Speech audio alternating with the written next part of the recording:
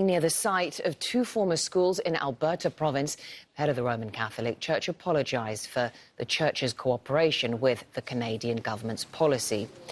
He said it was catastrophic and condemned what he described as the colonizing mentality of the times.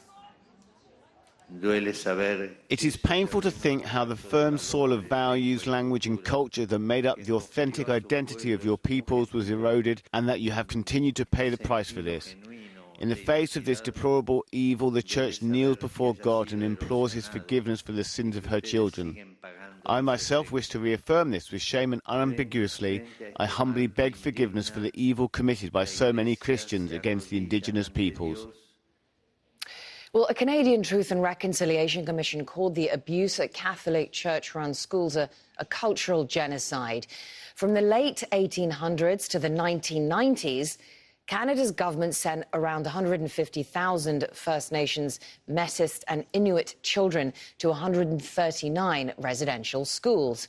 They were cut off from their families, language and culture, and many of them were physically and sexually abused by the headmasters and teachers at the schools. The Commission found at least 3,200 children died while attending a residential school. The Commission's chair estimated some 6,000 children never made it home. Calls for reconciliation were renewed in May 2021, when the first of more than 1,300 unmarked graves were discovered at sites of former schools, and that sent shockwaves through Canada. During our time with you, it was clear to us all that you listened deeply and with great compassion to the testimonies that told of the way our languages were suppressed, our culture taken from us, and our spirituality denigrated. Our spirituality denigrated.